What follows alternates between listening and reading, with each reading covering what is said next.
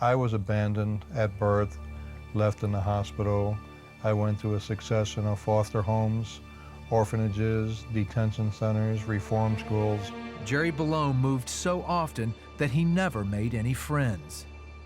Animals were my only friends. I had no human friends. When I would run away from home, I would usually go sleep in junkyards and crawl in dog houses and sleep with dogs at night to stay warm. Early on, Jerry gained a reputation as a troublemaker. His rebellion was met with a brutal reality. If you did something wrong, people would always beat you. When I was in foster homes, I would be beaten. When I was in the orphanages, I wouldn't cry or I wouldn't show any fear. I reached a point where I said, I will never let anybody beat me again. Jerry's distrust in authority spilled over to his view of God. Whenever they would mention the word God, I said, I hate God also. If someone mentioned God, I figured that they were hypocrites. I figured that they were soft. I figured that they had an angle. Once Jerry was a teenager, the crooks and criminals became his role models. I never felt sorry for any of the people I victimized because I went through life feeling that because when I was younger I was victimized, that I had a right to victimize others. In 1973, Jerry and an accomplice broke into a house to steal a valuable stamp and coin collection. The two were surprised to find the owners at home. They stole the collection and murdered the couple on their way out. Before they fled, they shot and killed a neighbor that witnessed the whole event. After police connected him to the crime, Jerry was tried and sentenced 50 years to life in prison. I wasn't even caring. I literally didn't care. So I got involved in the criminal element in prison, gambling, loan sharking, drug trafficking, and I would always let people know that I'm in here for killing 3 people, and I wouldn't have a problem getting a 4th or a 5th or a 100th. So in 1988, Jerry was transferred with 63 other prisoners to a lockdown unit for problem inmates. And they said if we had any hopes of ever getting out of that unit, we would have to start taking therapeutic and educational program. Jerry enrolled in classes with the goal of manipulating the system, but in that process came a surprise. I went to prison with a 5th grade education. So for me to obtain my GED and find out that I was getting great marks, for the first time in my life, college opened up doors for me. Once I embarked on a journey of education, I never looked back. My associates, my bachelor's, 2 masters. Due to a change in laws, Jerry's sentence was knocked down by 25 years. With his new educational resume, Jerry thought he had a chance of parole. On 6 occasions, he went before a parole board pleading for his freedom, but without success. I was so frustrated, so angry, that I had done everything that had been required of me, 50 times more than required of me. Jerry was disappointed, but found hope in a letter from his pen pals, some Dominican nuns.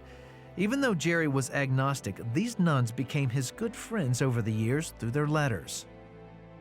And the first thing I wanted to do when I didn't make the board is blame God. But the nuns said, well, maybe you need to ask God. And that was the turning point.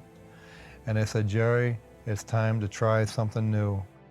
For the first time, Jerry surrendered his life to Christ and learned about the freedom that comes with forgiveness.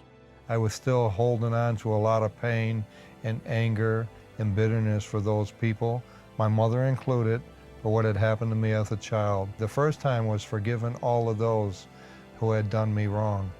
And then they sent me some literature on forgiving myself. It was very, very difficult because I would always go back because I had to reflect on what I had done to my victims. It didn't happen overnight. But I did. I gradually worked it out, and it's like once I did it, it was like taking a shower after doing a dirty project. It's just like all the dirt came off of me, and it's been, since then, it's just been an amazing journey. At his next appearance before the board, Jerry was granted parole. Yet freedom brought its own set of challenges. He had spent more than half of his life behind bars, 37 and a half years in 17 different prisons. Finding his place in the free world was difficult. I never paid a bill ever before in my life. I had to learn how to pay rent and I didn't know how to do any of these things. I never cooked a meal in my life. When I first moved back to this neighborhood, many of my neighbors knew me. They knew my story. And many of them literally were terrified of me moving back. While Jerry was learning to be independent, his skeptical neighbors started to warm up to this new Jerry. Right now, all my neighbors know me. When they see me, they wave. I love it. I feel needed, I feel wanted, and for the first time in my life, I'm really giving something back. Brother Michael Oberst has known Jerry for 9 years and can attest to Jerry's transformation. My experience of Jerry is that he's very open. I think a real genuineness in his, in how he lives, and the integrity he lives in, and his desire to give something back. Jerry devotes his energy to help former convicts re-enter society. He also warns teenagers about the dangers of crime.